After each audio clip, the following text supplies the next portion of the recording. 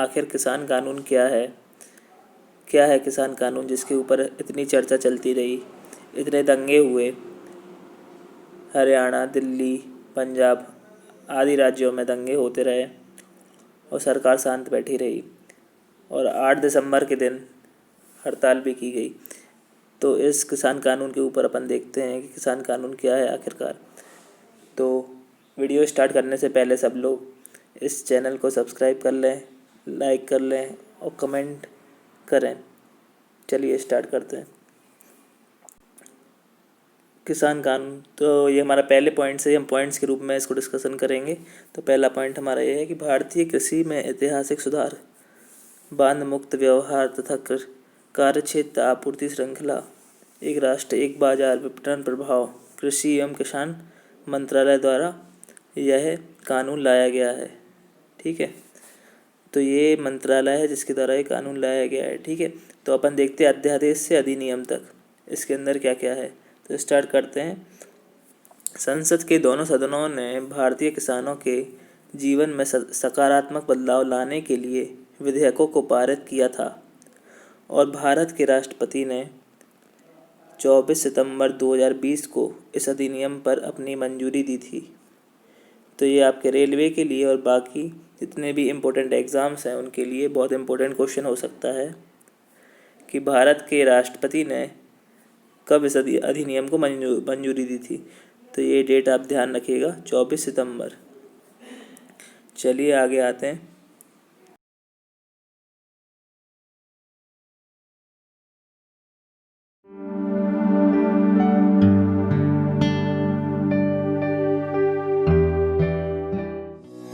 सरकार ने किसानों को उनकी उपज का बेहतर मूल्य दिलाने और ग्रामीण नौजवानों को स्थानीय स्तर पर ही रोजगार दिलाकर आत्मनिर्भर बनाने के लिए कृषक उपज व्यापार और वाणिज्य संवर्धन और सरलीकरण अधिनियम 2020 लागू किया है। मेरे देश का किसान जो उत्पादन करता था, न वो अपनी मर्जी से बेच सकता था, न अपनी मर्जी से जहां बेचना चाहता था वहां बेच सकता था। उसके लिए जो दायरा तय किया था वहीं बेचना पड़ता था। उस सारे बंधनों को हमने खत्म कर दिया है। इस कानून के तहत कृषि उपज की व्यापार की राह को आसान बनाया गया है। एपीएमसी के साथ साथ किसानों को विकल्प के रूप में एक और माध्यम से व्यापार करने की आजादी मिल गई है। इस अधिनियम के तहत अनाज, दलहन, तिलहन, फल, सब्जी, नट, मसाले आदि के उपज का व्यापार करना आसान हो गया है। इसके साथ साथ डेयरी उत्पादों, बकरी पालन और पिगरी से संबंधित उत्पादों के व्यापार में भी आसानी हो गई है।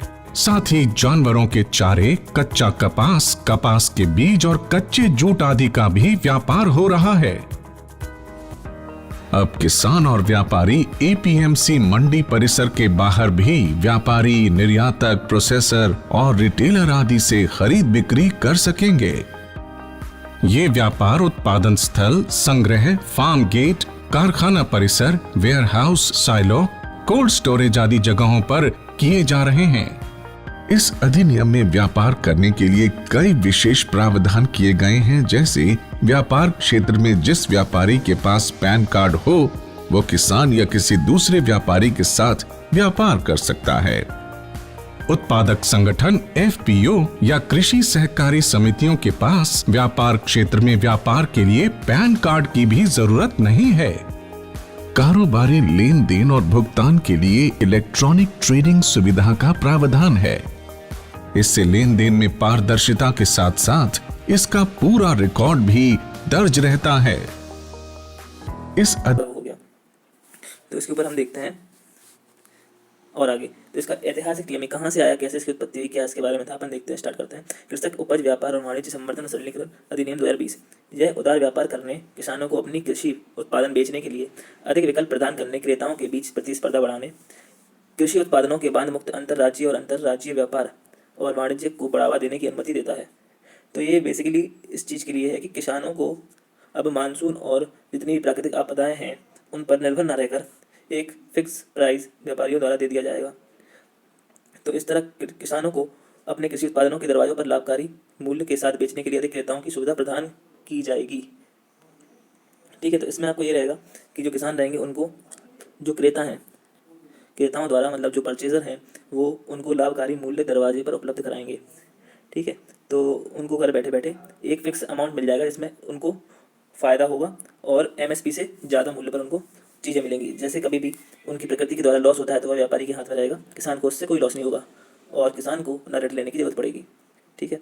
तो किसान सशक्तिकरण और संरक्षण, कीमत आश्वासन और कृषि सेवा पर करार अधिनियम 2020 के अंतर्गत अपन देखते हैं कि यह किसानों और प्रायोजकों के बीच कृषि करारों के लिए विधियक फ्रेमवर्क तैयार करेगा, मतलब एक फ्रेमवर्क तैयार करेगा। चौथा पॉइंट अपना ये है कि अधिनियम के उद्देश्य क्या क्या है देखते हैं। एक ऐसा पारिस्थितिकी तंत्र तैयार करना जहां किसानों और व्यापारियों को लाभकारी मूल्य पर किसानों के उपज की खरीदी और बिक्री की स्वतंत्रता हो। ठीक है। तो एक ऐसा पारिस्थितिकी तंत्र तैयार करेंगे जिसमें किसानों और व्यापारियों को लाभकारी मूल्य पर किसानों के उपज की खरीदी और बिक्री की स्वतंत्रता होगी। किसानों के लिए कई व्यापारिक चैनलों के साथ एपीएमसी के भौतिक परिसर अथवा विविध राज्य कृषि उत्पादन मंडी विधानों के अंतर्गत अधिसूचित मानद मंडी के बाहर किसानों के उत्पादों का कार्यक्षेत्र, पारदर्शी प्रतिस्पर्धा, बांध मुक्त अंतर्राज्यीय और अंतर्राज्यीय व्यापार एवं वाणिज्य को बढ़ावा देना होगा। तो किसानों के लिए विभिन्न प्रकार के चैनल चलाए जाएंगे। चैनलों के साथ जो एपीएमसी है, एपीएमसी मतलब एक फिक्स प्राइस जो राज्यों के द्वारा किसानों को दिया जाता है। तो इस प्राइस के द्वारा किसान एक फिक्स अमाउंट रखते थे जिसके द्वारा उनको फसल में कोई नुकसान नहीं होता था, मतलब जो भी नुकसान होता था वो सरकार के द्वारा भरा जाता था और उन्हें एक फिक्स प्राइस सरकार के द्वारा दिया जाता था। बेसिकली जो राज्य द्वारा फिक्स प्राइस दिया जाता था उसे हम एपीएमसी कहते हैं। ठीक है। तो एपीएमसी का व्यापारिक चैनलों के द्वारा प्रसार होगा और जो किसानों का उत्पादन होगा उसमें पारदर्शिता रखी जाएगी, प्रतिस्पर्धा होगी, है ना, बांध मुक्त होगा और अंतर्राज्यीय व्यापार हो सकेगा। मतलब किसी भी राज्य का आदमी आपकी खेती के ऊपर अधिकार जमा सकता है और उस अधिकार के द्वारा वह आपको एक फिक्स प्राइस दे सकता है। मतलब भारत के अनेकों राज्यों से आपके पास ऑफर आ सकते हैं और किसान अपनी फसल को एक अच्छे तरीके से अलग ढंग से डेवलप कर सकता है। चलिए देखते हैं, इलेक्ट्रॉनिक व्यापार के लिए सुविधाजनक फ्रेमवर्क भी तैयार करेगा। 5वें पॉइंट पे आते हैं, कानूनी सक्षमताएं क्या क्या है। तो अंतर्राज्यीय व्यापार भारत की संविधान की सूची 1 संघ सूची की प्रविष्टि 42 के तहत आता है। तो अंतर्राज्यीय व्यापार एक राज्य से दूसरे राज्य में व्यापार करना संविधान की जो सूची 1 है, जिसे हम यूनियन सूची बोलते हैं या संघ सूची बोलते हैं, की प्रविष्टि 42 के तहत आता है। हालांकि अंतर्राज्यीय व्यापार भारत की संविधान की सूची 2 राज्य सूची की प्रविष्टि 26 के तहत आता है। यह भारत की संविधान की सूची 3 समवर्ती सूची की प्रविष्टि 33 के अधीन आता है। ठीक है। तो ये हमने देखा कि जो राज्य है, राज्य की जो सूची राज्य में 26, ठीक है, संघ के अंदर 42 और समवर्ती सूची में 33। ठीक है। तो 42 संघ सूची में, राज्य सूची में 26 और समवर्ती सूची में 33 वे नंबर की प्रविष्टि के अंतर्गत ये आता है। ठीक है। तो इस प्रकार केंद्र सरकार किसानों की उपज में अंतर्राज्यीय और अंतर्राज्यीय व्यापार पर विधान बनाने के लिए पूर्णतः सक्षम और प्राधिकृत है। ठीक है। अब अपन स्टार्ट करते हैं 6 पॉइंट। चलिए स्टार्ट करते हैं। कृषक उपज का अर्थ है खाद्य पदार्थ से है जिसमें पोषक अनाज जैसे गेहूं, चावल और अन्य मोटे अनाज, दलहन, खाद्य तिलहन, तेल, सब्जी, फल, गिरा, मसाले, गन्ना, कुकड़, सुकुर, बकरी, मात्स्यिक, दुग्ध उत्पादन जो अपने प्राकृतिक रूप में अथवा प्रसंस्कृतिक रूप में मानव के उपभोग के लिए होते हैं शामिल है। ठीक है। तो कृषक के अंदर ये खाद्य पदार्थ आते हैं। तो मैं आप सब लोगों से कहना चाहूँगा कि ये वीडियो बहुत बड़ा है, तो वीडियो को पूरा देखें और कृषि कानून को जितने अच्छे से समझना चाहते हैं उतना उसकी डिटेल के बारे में जानें। तो मैं आपसे कहना चाहता हूँ कि वीडियो बहुत बड़ा है और बहुत अच्छा है और आपको इसके अंदर बहुत नॉलेज मिलेगा, तो इस वीडियो को पूरा देखें। ठीक है। इस अधिनियम का न्यूनतम समर्थन मूल्य से कोई लेना देना नहीं है। किसानों को एमएसपी मिलता रहा है और इसके तहत खरीद जारी रहेगी। मंडी व्यवस्था भी पहले की तरह जारी रहेगी। एपीएमसी मंडी के बाहर किसी भी ट्रेड एरिया जिसमें इलेक्ट्रॉनिक ट्रेडिंग भी शामिल है, किसानों को कोई भी शुल्क या सेस नहीं लगेगा। इस अधिनियम तो चलिए स्टार्ट करते हैं। कृषक उपज का अर्थ है खाद्य पदार्थ से है जिसमें पोषक अनाज जैसे गेहूं, चावल और अन्य मोटे अनाज, दलहन, खाद्य तिलहन, तेल, सब्जी, फल, गिरा, मसाले, गन्ना, कुकड़, सुकुर, बकरी, मात्स्यिक, दुग्ध उत्पादन जो अपने प्राकृतिक रूप में अथवा प्रसंस्कृतिक रूप में मानव के उपभोग के लिए होते हैं शामिल है। ठीक है। तो कृषक के अंदर ये खाद्य पदार्थ आते हैं। तो मैं आप सब लोगों से कहना चाहूँगा कि ये वीडियो बहुत बड़ा है, तो वीडियो को पूरा देखें और कृषि कानून को जितने अच्छे से समझना चाहते हैं उतना उसकी डिटेल के बारे में जानें।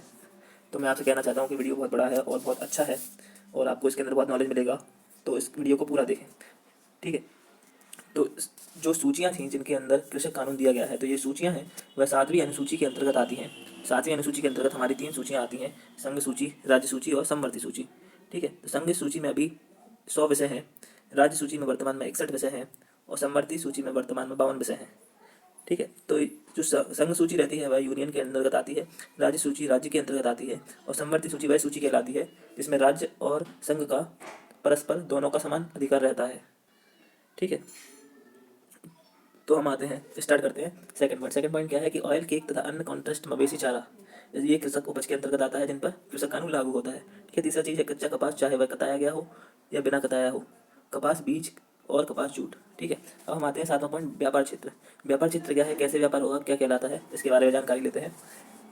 व्यापार क्षेत्र का अर्थ है किसी ऐसे क्षेत्र अथवा स्थान सहित उत्पादन, संचयन, एकत्रीकरण के स्थल, फॉरगेट, फैक्ट्री, परिसर, वेयर हाउस, सिगोल, शीत भंडारण अथवा किसी अन्य अवसंरचना से है जहाँ से कृषक उपज का व्यवहार निम्न को छोड़कर भारत के किसी भी क्षेत्र में किया जा सकता है।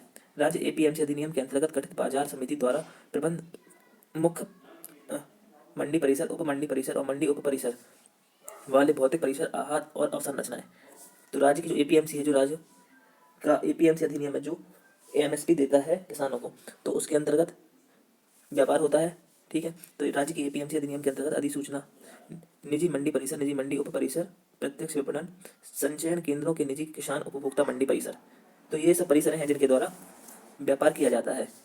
तो इसमें निजी मंडी परिसर है, निजी उप मंडी परिसर है, प्रत्यक्ष विपणन संचयन केंद्र है और निजी किसान उपभोक्ता मंडी है। ठीक है। तो विभिन्न प्रकार हैं जहाँ से व्यापार किया जाता है। ठीक है।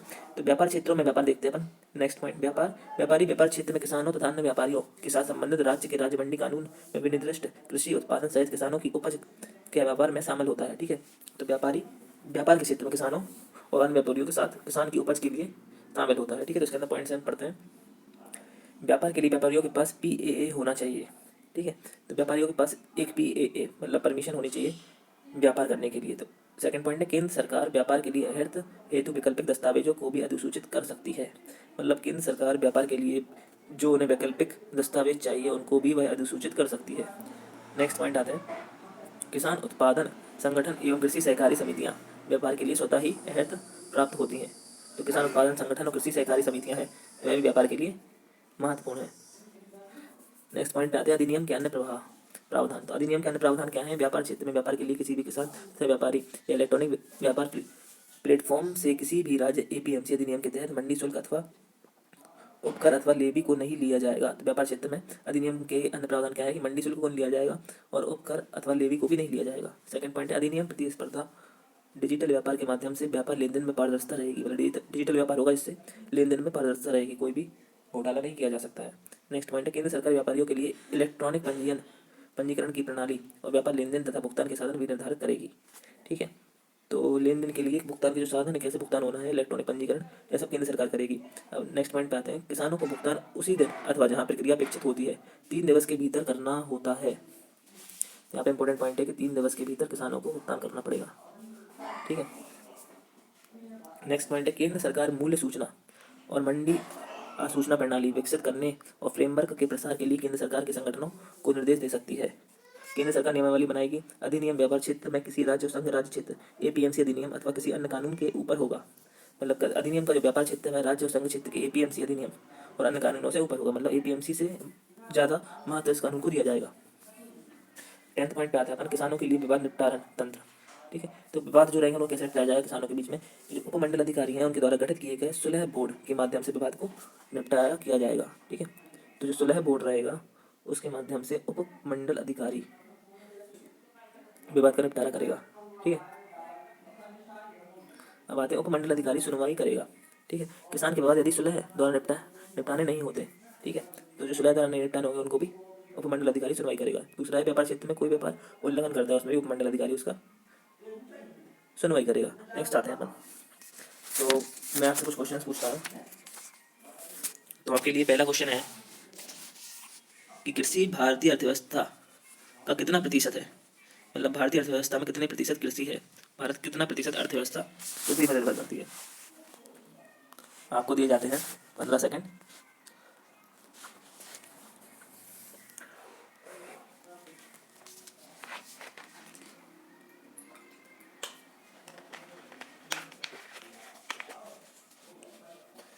तो इसका आपका आंसर है 48.9%। 48.9% कृषि भारतीय अर्थव्यवस्था की है। ठीक है, मतलब भारतीय अर्थव्यवस्था का 48.9% कृषि से प्राप्त किया जाता है। ठीक है, अब भारत में कृषि वर्ष कब से कब तक मनाया जाता है? ठीक है, तो जो अर्थव्यवस्था का आर्थिक वर्ष है वह होता है 1 अप्रैल से 31 मार्च। ठीक है, तो आपको बताना है कि कृषि वर्ष कितनी तारीख से कितनी तारीख तक होता है।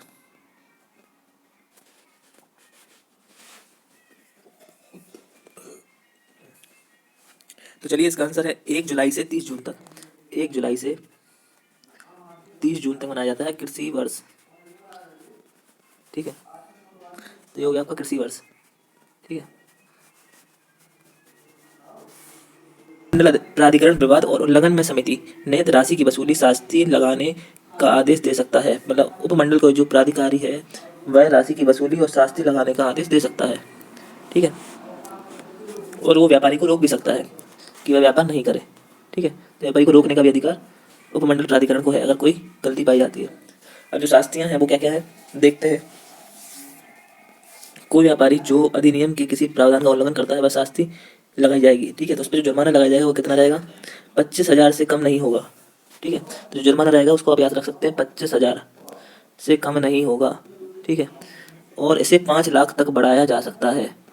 तो जुर्माना है जो 5 लाख तक बढ़ाया जा सकता है। ठीक है, तथा निरंतर उल्लंघन के लिए प्रतिदिन 5,000 रुपये की शास्ति होगी। तो अगर निरंतर उल्लंघन होता है तो 5,000 रुपये का जुर्माना लगेगा प्रतिदिन का। ठीक है, तो व्यापारी जो किसान की भूमि के साथ कुछ गड़बड़ करते हैं और उन्हें फसल के लिए निम्न राशि नहीं उपलब्ध कराते हैं तो उनके ऊपर कानून के अनुसार 25,000 से 5 लाख तक का जुर्माना लगाया जा सकता है और निरंतर उल्लंघन करने पर 5,000 रुपये का जुर्माना लगाया जा सकता है। और कोई भी व्यक्ति जिसके पास इलेक्ट्रॉनिक व्यापार प्लेटफॉर्म का स्वामित्व, नियंत्रण और प्रचलन होता है, अधिनियम के किसी भी प्रावधान का उल्लंघन करता है, वह शास्ति लगाई जाएगी, 50,000 से कम नहीं होगी। तो जो इलेक्ट्रॉनिक प्लेटफॉर्म है जो व्यापारियों को बताया गया है उसका अगर उल्लंघन किया जाता है तो जो जुर्माना रहेगा वह 50,000 से कम नहीं होगा। ठीक है, और उसे 10 लाख रुपए तक बढ़ाया जा सकता है। ठीक है, और निरंतर उल्लंघन होने पर 10,000 रुपये की किसी भी प्रावधान का उल्लंघन करने पर व्यापारियों पर जुर्माने का प्रावधान है।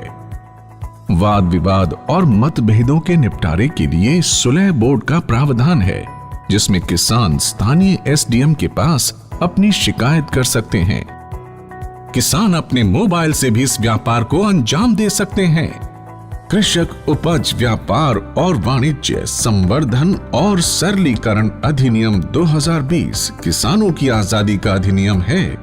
किसान अब अपनी फसल कहीं भी किसी को भी बेच सकते हैं।